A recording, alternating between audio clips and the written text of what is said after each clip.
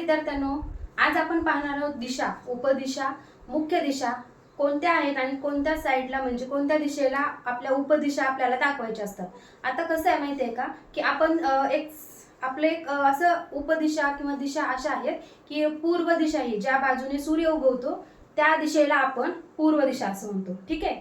आणि ज्या दिशेला सूर्य मावळतो ती दिशा झाली आपली पश्चिम दिशा, ठीक आहे। बाकीच्या दोन दिशा आपल्याला माहिती आहेत, उत्तर दिशा आणि दक्षिण दिशा, ठीक आहे। हे झालं दिशांचं, ठीक आहे। सूर्य मावळतो आणि सूर्य उगवतो या झाल्या आपल्या पश्चिम आणि पूर्व दिशा।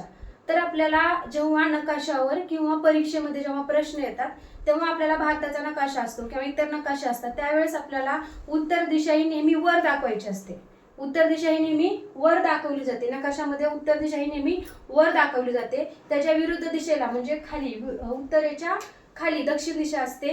परत आपल्याला ह्याकडे बोर्डकडे आपण जर तोंड केलं तर उत्तर दिशा आपली वर आहे, दक्षिण दिशा ही खाली आहे। आपल्या उजव्या हाताला पूर्व दिशा दाखवायची आहे आणि आपल्या डाव्या हाताला पश्चिम दिशा दाखवायची आहे। या झाल्या आपल्या मुख्य 4 दिशा। तर आता यानंतर वेळ येते ती आपल्या उपदिशा। उपदिशा या गणितामध्ये प्रश्न विचारले जातात, सायन्स मध्ये पण प्रश्न विचारले जातात दिशाच्या बाबतीत। तेव्हा आपली थोडीशी गफलत होते की आपल्याला उपदिशा या समजत नाहीत लवकर। तर त्यासाठी एक मी तुम्हाला ट्रिक सांगणार आहे। ट्रिक कोणती आहे की आपल्याला एक वाक्य लक्षात ठेवायचे। कोणतं वाक्य लक्षात ठेवायचं की वाघ इकडं आला नाही।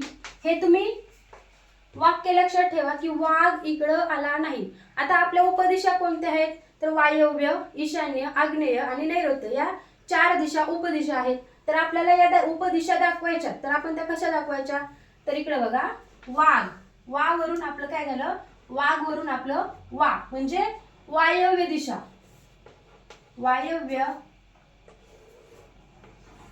ठीक आहे। इकडं वाघ, इकडं म्हणजे ई म्हणजे ईशान्य, ठीक आहे। ईशान्य दिशा आपली इथे येणार, ईशान्य।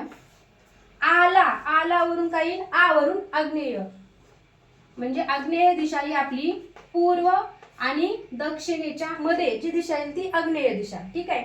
आणि नाही, नाही वरून काय आपण दिशा लक्षात ठेवायची, नैऋत्य ही दिशा आपण लक्षात ठेवायची, ठीक आहे।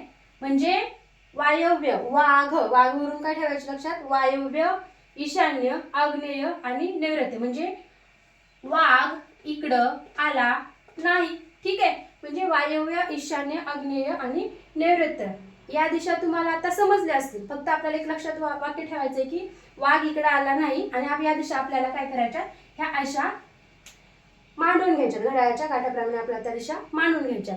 तर आजचा व्हिडिओ तुम्हाला कसा वाटला हे मला कमेंटमध्ये नक्कीच सांगा।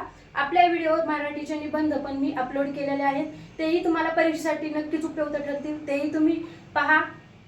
धन्यवाद।